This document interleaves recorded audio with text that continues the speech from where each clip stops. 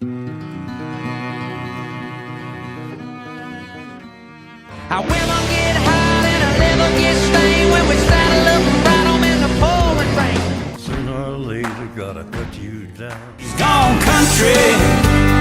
Look at them. All right, welcome back to the Outlaw Country Podcast. I'm Cole, along with Ben, as always. Today we got a special guest with us, Robert Henry. Thanks for joining us, man. Hey, guys. Thanks for having me on. Of course, man. I guess we'll start off.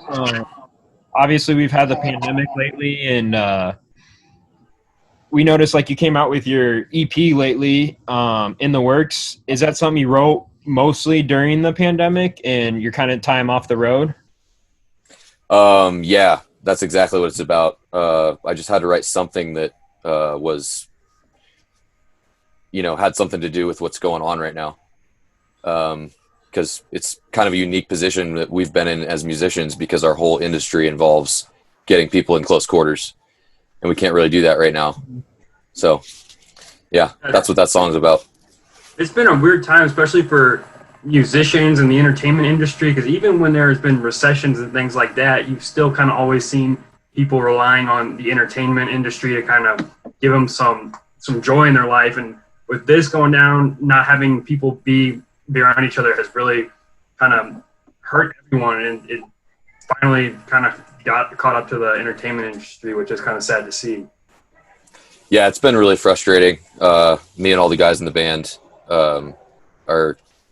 we're lucky that we're doing the shell of the tour that we were originally going to do, because it was going to originally be like 6, 7, 8 weeks of touring, and now it's like 2.5. But we're lucky that we got to do what we did. We're like right in the middle of tour right now. We actually have a couple days off in Red Lodge, Montana. So, yeah, it's definitely been weird. I lost my train of thought, but that's what I was gonna say. The podcasts and like guys like you have really filled the void of getting the word out. Mm-hmm. Since we're not playing live as much, it's we're kind of relying on these other mediums to really. You really lose that chance to be like up there on stage, like, hey, go check out my EP that I just released, and yeah, able to like spread it through the word of mouth as easily. So that makes a lot of sense. And I mean, you lose so much opportunity to get it out to people without being able to do your live shows in front of a larger crowd. Yeah, and I've found that if someone comes and sees a live show, we convert people a lot easier than just saying, right. Oh, check it out. They can see it right in front of them, It's a lot easier. Personal. Yeah, exactly. Connection. Well, on the cover of your new EP, I think it's a really cool cover. It's got like that old John Deere combine kind of. Did you grow up around agriculture, or is that just something you thought was pretty cool to throw on there? I mean, Oregon in general is pretty agricultural. Once you get outside of Portland, that's really the only big city. But not in particular. I wasn't riding around on the tractor as a kid. Okay. But it actually, this artist out of Southeast Portland, Brad DeLay, he took that photo. I was kind of working with him. He has this Instagram page that he does like these little cartoon cowboy paintings, and I had been following on Instagram. I didn't even really realize that he was local. And so I reached out to him. I said, hey man, like at first it was going to be like, what if you did like your little cartoon cowboys of the whole band, and that could be like part of the artwork. And then it kind of evolved, and he said, well, I've got this picture. And then it was kind of backwards. It's not usually how I write songs. I saw that picture and I was like, okay. So we are in the middle of a pandemic. It's hard to get in and record. So instead of doing a full album, we're just going to do an EP. So it's like a sample of the album. Right. And I always tell people that it's in the works. So it's a little bit of a double entendre, because like you're looking at the inner works and the innards of that combine, right, with all the gears and belts and everything. And then it's like basically half an album, so it's in the works. So I saw the artwork and then I wrote the song. So it was kind of backwards, but I think it ended up working out. What's the guy's name that you follow that took that picture? His name is Bradley DeLay. DELAY. Yeah. And then he has a separate Instagram for the little paintings he does, but he should have a link in his personal Instagram.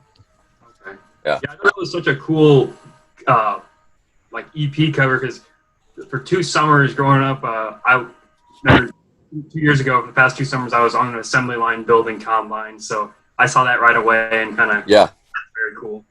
Yeah. So that's awesome. You mentioned growing up in Oregon. Can you kind of give us a little bit of an idea of what the country music scene is like up there? Obviously, we're from Nebraska, and I don't think either of us have ever made it up there. So, it's good, but it's a pretty small community. There used to be a pretty burgeoning country scene 25, 30 years ago in Portland, back when it was still more of a Western town. Now you have a lot of people from other areas that have moved in there, and it's become more of a big city feel. And it's definitely changed a lot, or at least that's what the old timers in the scene tell me. There used to be a lot more venues. Now it's down to just a few, and the guys that are doing the really classic stuff are really just, they're not necessarily blue collar guys or people who are in agriculture and ranching or anything. They're like more on the hipster side. They just are really into old music, and that's what they want to do. So it's kind of an interesting. It's like that. It's that Portland hippie. Like we're gonna do something really obscure. So really tight knit group, lots of good players, but eventually I'm gonna probably relocate to somewhere like Austin or Nashville. Okay. So being on the West Coast in Oregon, does the country music that's played there, does it also kind of have that Bakersfield sound to it? Would you say? There's a lot of fans of the California country for sure, just because our proximity to it. Yeah. Lots of fans of Buck Owens and Merle Haggard and all that Bakersfield stuff for sure. If you're talking about the stuff that gets played like in the scene at the live shows, there's a lot of that.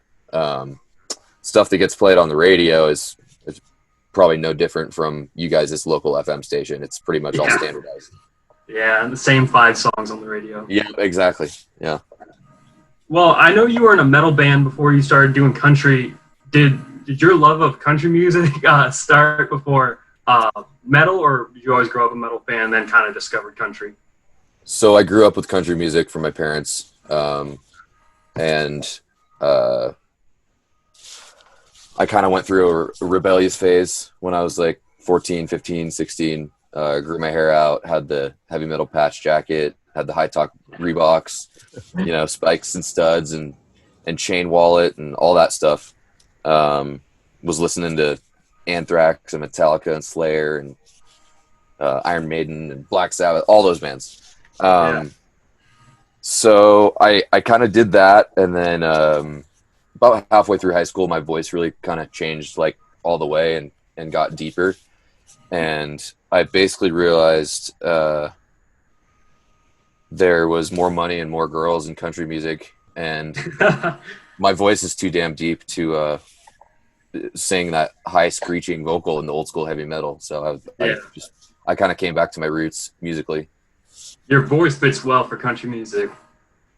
Yeah, I think the only other thing I could do is maybe like that 40s swing stuff, like Frank Sinatra style. Yeah. But anything else is just, I don't know. I'm not comfortable singing it. Well, what was the transition like from playing metal to country? Was there a big learning curve, or? Metal is there's a lot more stuff going on the guitar, and lots of different scales. So once I kind of went the metal route and then came back, country wasn't as hard, like on the guitar side for me. It was definitely, I had to find my voice and my phrasing at first and develop like the way I sang. but it came pretty natural to me. Okay. It was almost like because country is a lot of basic chords, especially when you're just doing your basic chords and singing and playing by yourself, which I did for years in bars and stuff. So hope that answers your question. Yeah, it's the three chords and the truth people always say about country. I don't know if you're familiar with Cody Jinks. He's one of our favorites. He started off playing in a metal band before he went over to country, and when I read that, that's instantly who I thought of when I was reading your profile. So I thought that was pretty cool. Yeah, in that scene, there are a ton of guys who had punk and metal bands. Hank 3 played drums in punk bands all throughout the Southeast before he finally started doing his own kind of country. Cody Jinks, like you said, even some of the guys in Turnpike Troubadours were in. Really? I was just reading an interview with Evan Felker the other day, which, by the way, he says he's healthy and he's going to try and we're excited about that. Yeah.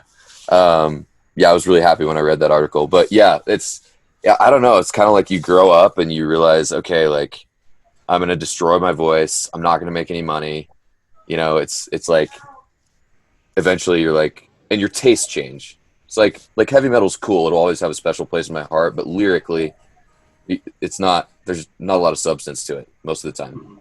But country is just so, like, especially the classic stuff is so deep and it makes you think and it's introspective. And so I think as you mature, just as a human being, a lot of those guys that are in the music scene and, doing more hardcore music come around to the countryside. So did you always grow up playing instruments, or was that something you picked up later on, like towards your high school, like college times? I think I got my first guitar when I was 14. Okay. So it was later on. Now my brother, actually all my siblings played. I'm the oldest of 4, but they started a lot earlier than I did, all of them. And they all play instruments and are in that kind of world. My brother has perfect pitch, classically trained. He runs a choir program at a middle school down in Florida. My sister goes to Belmont for musical theater. So I don't know. I got into it on my own. I'm kind of a grunt. I don't have any classical training or anything. I just learned playing from people who were better than I was. So we know you did a couple, like you've played at the Pendleton Roundup before. Can you kind of tell us a little bit about that scene and what it was like? Oh, it was awesome. It's just a big cowboy party, big rodeo out in Eastern Oregon. The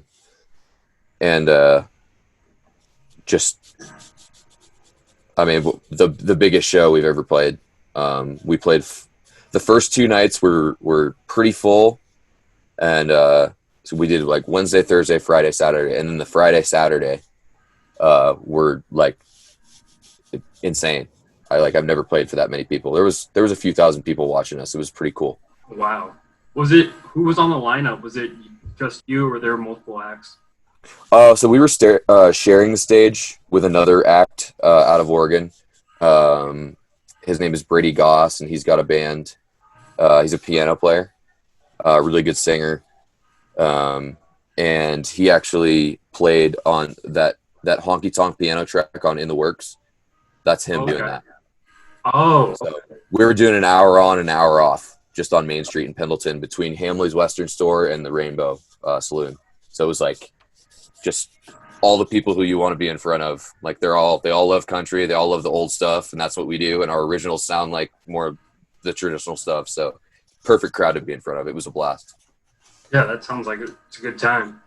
Well, are you? Oh, go ahead, Cole. No, you go right ahead. Are you a big fan of the Pendleton whiskey they make? Have you tried that? I've never been a huge whiskey guy, but just for kind of like home state pride, if I'm gonna get a shot, I'll get some Pendleton. I like it. It's pretty smooth. Yeah, we're fans of that here. Yeah. Yeah. Maybe they'll sponsor us someday. Hey, me too. Hey, whoever gets it first. That'd be great. Whoever gets it first, we got to refer each other. Absolutely. Oh, for sure. So if whiskey kind of isn't your thing, do you have a go-to drink when you're on stage, or do you typically avoid drinking when you're performing?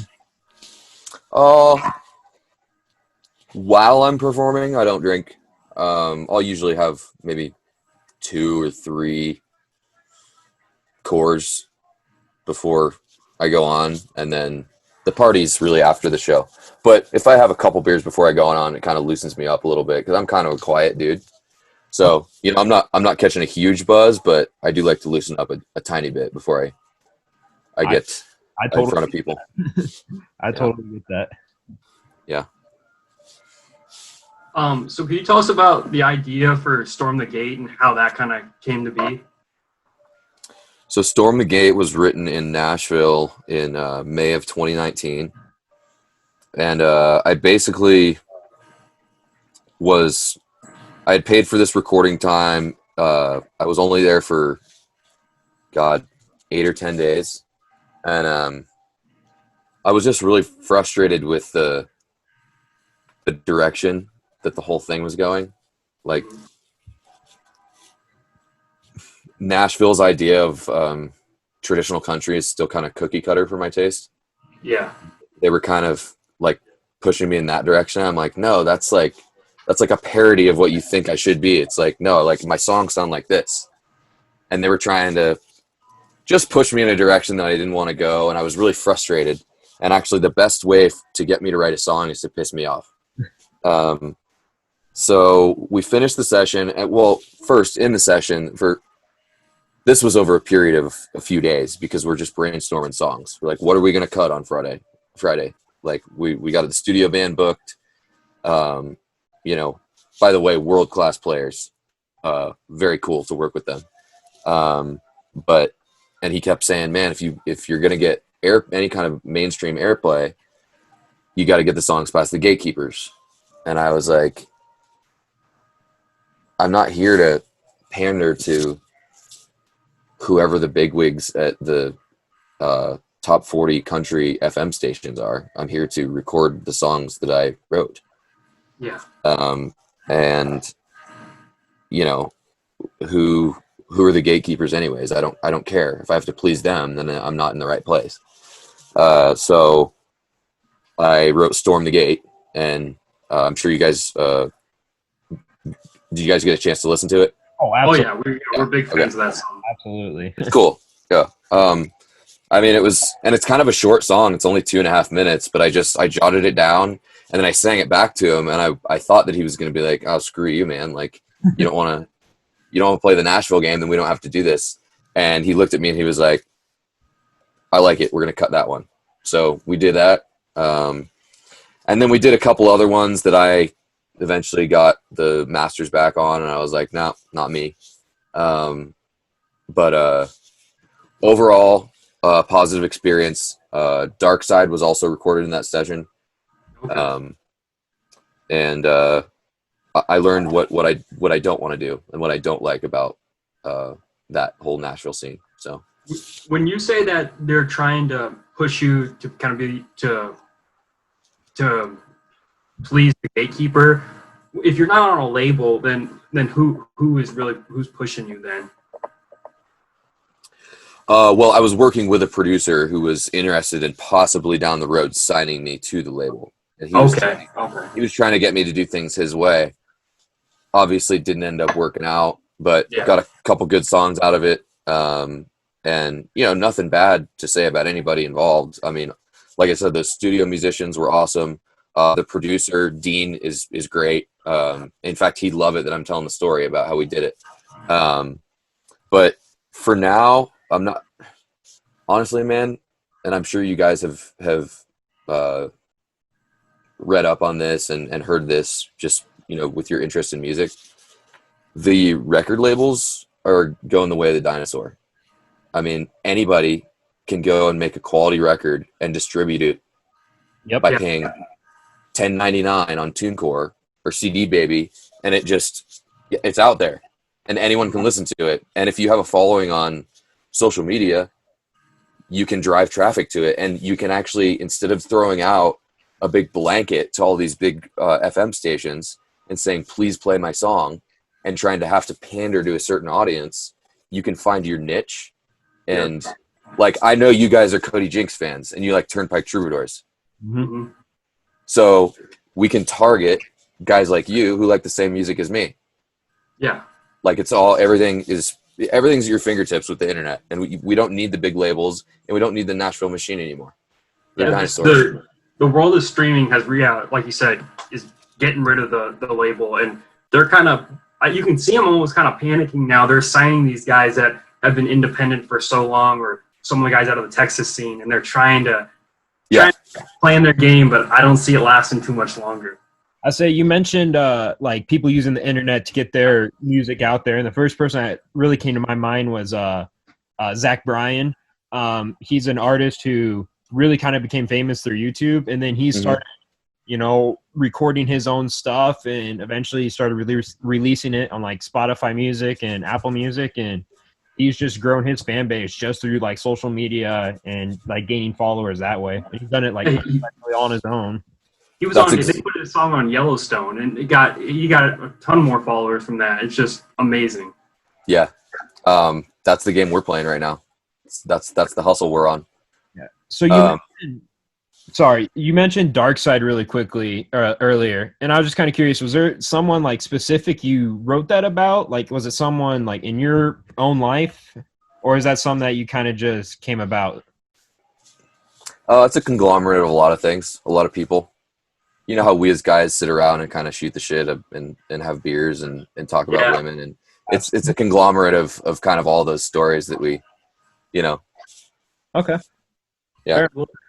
What was that like for you to win Best Traditional Country Song in the 2020 World Songwriting Awards? What was that feeling like?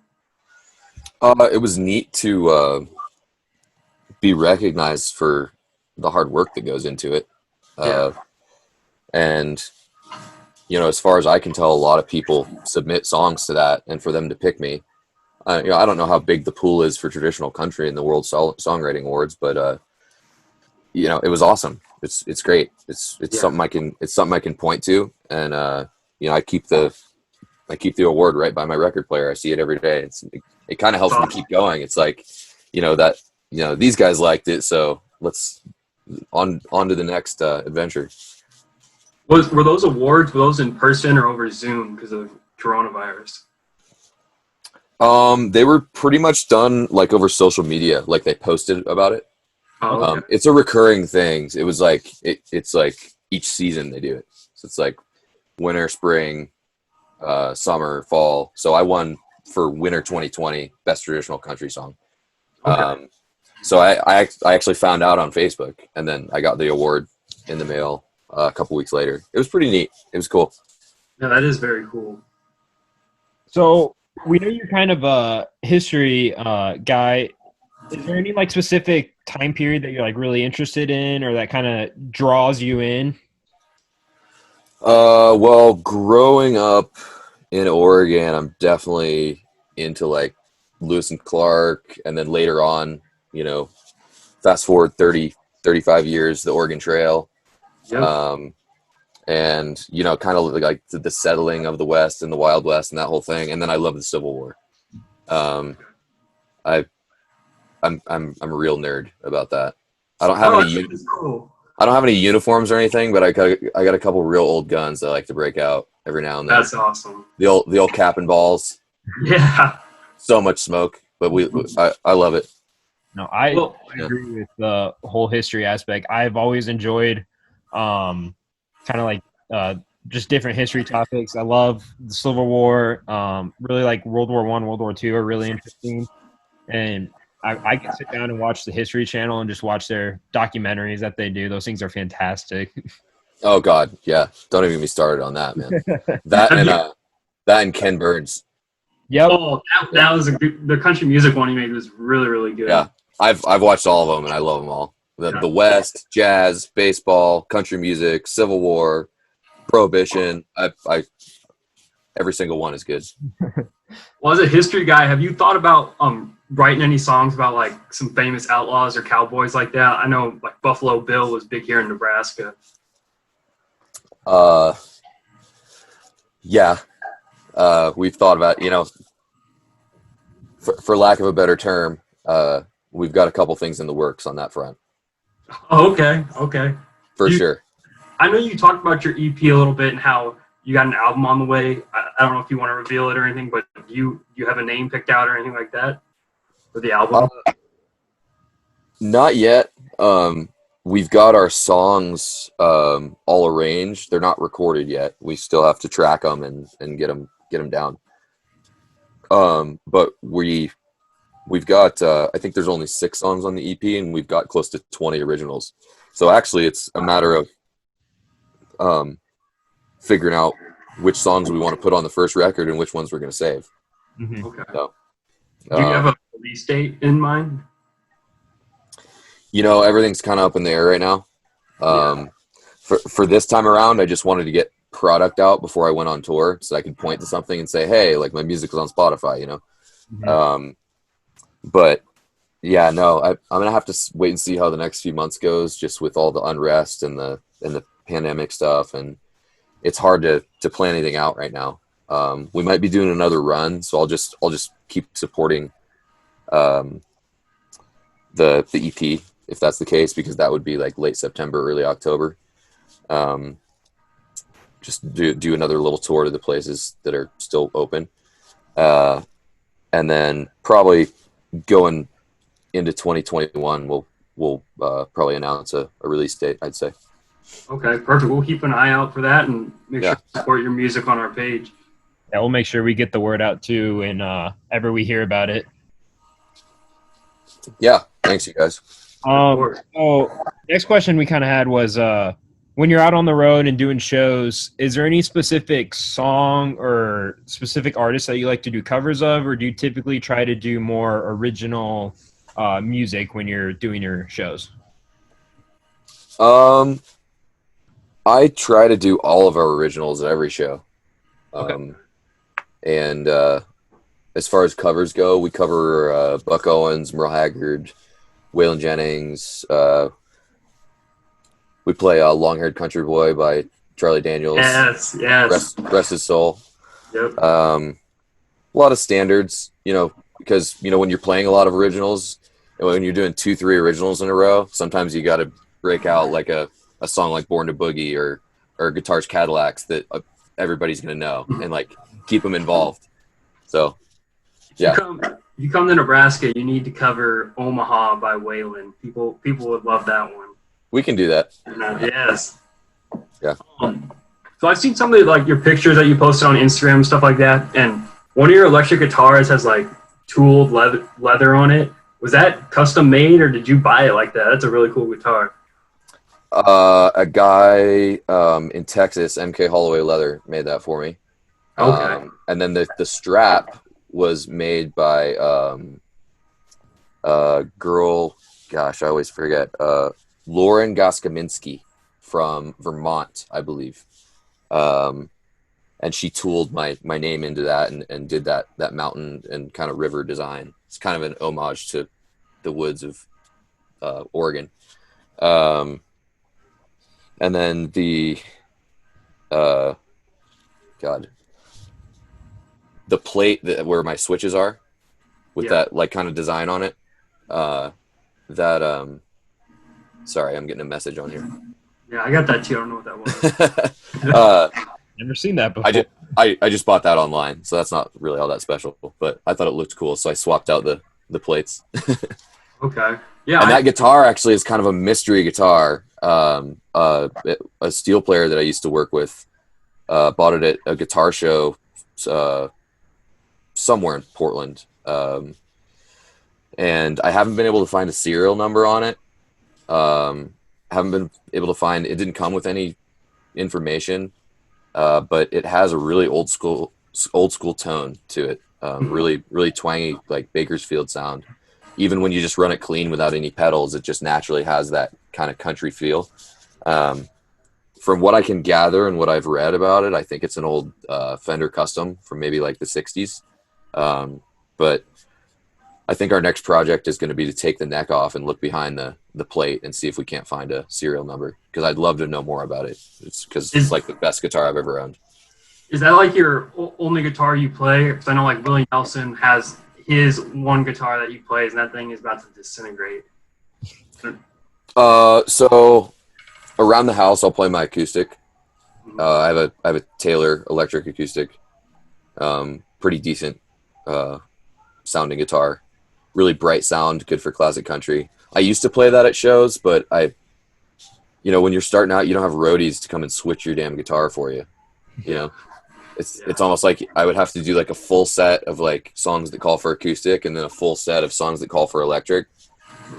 And honestly, it's a lot easier on your fingers to just play the Telecaster all night, because the action is a lot higher on the Taylor than it is on the Tele. So I just completely switched over to the Tele when I'm playing shows. It's a lot easier to carry around. It's a lot more durable. Like, you can drop it and it's not going to shatter in half. So when you're on the road and touring and stuff, is there any like memorable run-ins you've had with artists that you've kind of looked up to, or any cool stories you have from like shows or anything like that?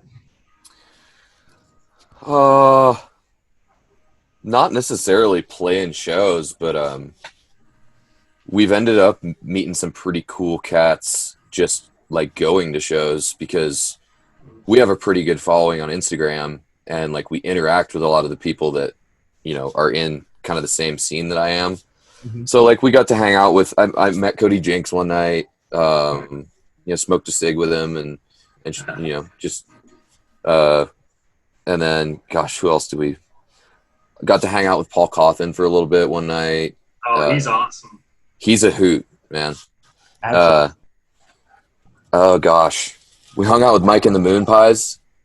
Gosh, you're listening to like our favorite guys right now. Yeah. So, God, who else? Jesse Daniel. All kinds of people. I got to meet Charlie Daniels. I got to meet Hank Jr. I've met Hank 3 number of times. I used to see that dude every time he came in town. Unfortunately, he's kind of gone off the map, but I think I've seen him like 5 or 6 times live. And that dude is awesome. He stays back and shakes every single hand and signs every single autograph until the last person is gone out of the venue. Wow. Yeah, and it's not a backstage thing. The dude literally like hops off the stage and he's in the in between the barricade and the stage, and he's just walking along doing every picture, everything. That's cool. That's really cool. Yeah. Well, as a country guy, I was just wondering, besides your music, what would you say like the most country or outlaw or cowboy thing is about you? If you had to point to something. Growing up out in Oregon, I was really into fishing. Okay. Steelhead, Yeah. salmon, rainbow trout, and then me and my buddies are pretty big gun guys. Like I said, I like the Captain Ball revolvers. Actually, I literally just bought like 3 hours ago. I bought a replica of the old M1 carbine.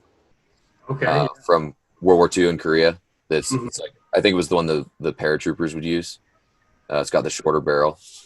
So that's something that I'm into. I like it. I like the old Henry lever actions. I was just gonna ask you, like, you're Robert Henry. You need a Henry rifle. Yeah, I have a Henry rifle. Yes. Really cool. Yeah. Other than that, I don't know. Well,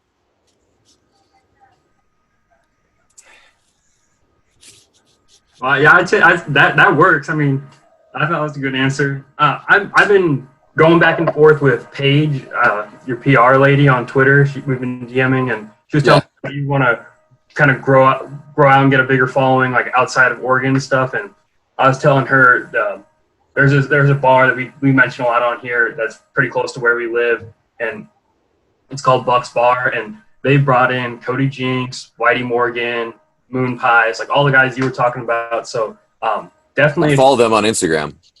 Oh, do you really? Yeah. Yeah, it's a good time there. I mean, if you're looking to grow your following and want to come to Nebraska, reach out to them. If I'm ever out there, I could help promote you. I know the owner's there a lot, so that would be great, and we would love to come see you. Absolutely. I would love to go down there, man. We've been treated very well in the Midwest. We did about a week in South Dakota. Oh, okay. We were over in Spearfish during Sturgis Week, and Oh. you guys talk kind of funny, but you're good folks. You're good folks. Yeah. I love your vowels. I love your vowels. When people like You guys are bump into awesome. you, well, we always say "ope." Have you seen that on Twitter? Yeah. Yeah. Western thing. But yeah, Yeah. there's people here in the Midwest. They would love your music, and especially at Bucks. I mean, there's been a lot of good artists come through. We freaking love the Midwest, and yeah, if that's the place I've had my eye on for a while. So if you guys can help me out with that, that'd be freaking awesome. Yeah, man, we would love to come see you too. That would be great. Yeah. I don't think we have any more questions for you. I think this was a good time. We should definitely do it again, especially when your album comes out. We'd love to talk about that with you. Yeah, we'd love to hear Awesome. about how it went recording and kind of get to know a little bit more about the songs, a little bit more background with them. That'd be really awesome. Yeah. We So appreciate it, man. Thank you so much. We can definitely do that. And like I said, guys, thanks for the opportunity. I literally could not do what I do without independent shows like you guys, because you reach a wider and wider audience every time I do something like in this vein. So I'd love to come back. If you hear anything about Bucks, shoot me a message on my Instagram or something. Yeah. And by the way, for those of you guys who are listening, our Instagram is @RobertHenryMusic. We got merch available on roberthenrymusic.com. You can actually pre-order a vinyl copy of In the Works for $20. We'll throw in a sticker and a beer koozie for you. And what else is there? Facebook is Robert Henry Band on Facebook. Give him a follow. Give him a follow, guys. Yeah. You're one of the guys keeping real country music alive, and we can't thank you enough for that, man. So we appreciate it. I'm trying, and you guys are helping too. Thanks for doing what you do. Of course, man. Take care. Yeah. Thanks for having me on, guys. Appreciate Yeah, it. of course. All right, guys. Thank you so much for listening. We just want to touch on a few things that have happened in the country music world. First thing we wanted to talk about was Mo Pitney's new album. Me and Cole have both bought this album on vinyl, and it's called Ain't Looking Back. It dropped last week, and the first song on it is a song he has with Jamie Johnson. It's one of my favorites, so go check that album out. I know you can buy it on vinyl, signed for like $20, so that's a steal. yeah, I love the album. You mentioned the song with Jamie Johnson. It's Music Man. That's a fantastic one. It's got Ain't Bad for a Good Old Oh boy. And that song, I don't know if you knew it. That was actually on The Ranch on Netflix. Yeah. It played at the very end of one of the episodes, and I was like, dang, it's kind of a good song. And so I was quickly trying to pull up Shazam to get it to figure out what the song was, and it wasn't. Shazam didn't even know what it was at the time. And I've eventually found the song going through The Ranch on Spotify, going through their playlist, and it's fantastic. And I think one of my favorite songs off there is Ain't Looking Back. It's so good. It's such a great album. Yeah, Mo Pitney I found off his debut album, Behind This Guitar, and the song on there, Country, was the first song I heard by him, and I just think this second album really shows that he's doubling down and making this good country music, and getting Jamie Johnson to be on the record with him is great. And Jamie Johnson still sounds great. Hopefully we get an album from him pretty soon. It's been a while since we've heard anything from him. Yeah. I think the next thing we wanted to hit on was John Party released a surprise album on Friday as well. It's called the Rancho Fiesta Sessions. It's all covers of songs from other artists. It's really good. He covers I would say he covers songs from Merle Haggard, Dwight Yoakam, George Strait, Joe Diffie, Keith Whitley, Tom Petty, and Prince. So he covers a lot of different artists and was able to record it with his band. I think they said they recorded it in his home. So that's very cool. Yeah, I had no idea that was dropping. So that's great to see. He came out with new music. Then Parker McCollum dropped a fan favorite, Young Man's Blues. That's a really good song. been listening to a lot of Parker McCollum lately. I'm jumping on the bandwagon, you could say. He's, again, a Texas guy that has recently been signed to a Nashville label, and he's hitting it big. His song, Pretty Hard, is getting a lot of radio play. So glad to see that he's getting supported by the industry. And I think a lot of people are really finding out who he is and following his music. So we're really happy for him. Yeah. So another thing that also dropped this past Friday, the 14th, was our friend Tom Connor released his newest single, Mr. Perfect. If you listen to our podcast with him, he kind of goes in and gives us a little bit of reasoning behind the lyrics and why he wrote it. So if you want to know more about that song, you can check out that podcast. I am a big fan of it. It sounds amazing. He did a fantastic job with it. Yeah, go listen. He's our good buddy, great guy. Go support his music. He reminds me a lot of Luke Combs. I think people need to discover his music and really help him out because he's making good country music, and just I don't know why he's not as big as he should be. So go listen to that, Mr. Perfect. And then Cole, you're a big fan of Drew Parker's new song, While You're Gone. Yes. Talk a little bit about that. He's kind of talking about sitting around kind of just waiting on his girl to come back. You know, it's like gonna be gone for like 2-3 weeks. He's like, I'm still just gonna be sitting here, and he's talking about drinking his cold PBR, and it's a really catchy song. It's really fun to listen to, and I listen to it when I'm at work, and it came out Friday, and I already know most of the lyrics to it, so it's a great song. And Country Music Hall of Fame, About Damn Time, has inducted Dean Dillon, Marty Stewart, and Hank Jr. All three of those guys are country music legends and deserve this. I think it's long overdue. So congratulations to those guys. They deserve it. And Dean Dillon, he wrote Tennessee Whiskey. Marty Stewart, I saw him open for Chris Stapleton. He's a hell of a musician. And then Hank Jr., just all the hits he has. So good for those three guys. Really happy to see that. So yeah, we got two more things we want to mention. Ben was talking to JR about this a while ago, Justin Moore's manager, and Justin Moore is to release Live at the Ryman album, and it's going to be featuring artists from David Lee Murphy, Chris Jansen, and Ricky Skaggs. Really excited for that. I have always loved just about everything that Justin Moore comes out with. I fell in love with his music when because he was the first concert I went to, like 4 or 5 years ago now. something like that. He always comes out with good quality country music, and I'm really excited to hear what this live album sounds like for him. Yeah, and good for Justin for recording this at the original Grand Ole Opry, the Ryman. I'm glad he didn't do Justin Moore live from Grand Ole Opry. He went back to where country music belongs, at the Ryman. So I thought that was really cool. So I'll go give that a listen. He's dropped one of the songs already, or is it out already? The full album? I'm not sure. I honestly have no idea. Well, next thing we wanted to talk about was Cody Jinks is coming out with a lot of stuff. He's got the Adobe Sessions Unplugged. He's coming out with a Red Rocks live album, a Lefty Frizzell cover album, a double live album, a Christmas EP, and a rock EP.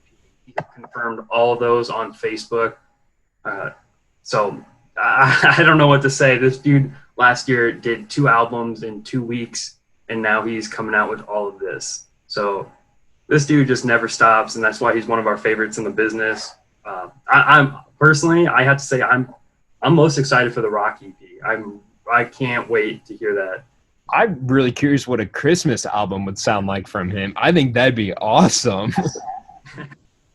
Yeah, and then It feels Christmas, that's for sure. we were about to go to that Red Rocks. In Colorado, yeah. That would have been a hell of a time. I've seen some videos from there. It looks like a great show. So I bet that album turned out great. I don't know where he finds all the time to record this stuff, but that's why he's one of the best in the business. Was that before or after he came out with After the Fire and the One Teen? Do you remember? It was before. See, I would love to hear his newest stuff live from After the Fire and the one. I think those albums have some really high quality songs on them, and I'd love to hear those live. I would like to hear Watching the World Die live by him. Oh, I forgot that one came out earlier this year. That's right. Yeah, and he came out with Fastlane too. Yeah. Oh, for the Adobe session. Yeah, it was on the. If you bought Adobe Sessions on vinyl, it was like a bonus track. So, but he put it on streaming services, and that's a really good song. That came out April, I think. It's a really good one. To answer your question about Justin Moore, he did come up with one song already, and it's That's what I thought. Country State of Mind. Okay. Yeah. So that's very cool. Give that a listen. Give all these guys a listen, but more importantly, give Robert Henry a listen. He was able to sit down with us and help us out. So go check out his music and his EP. And like he said, 2021, we should be hearing about a release date for his new album.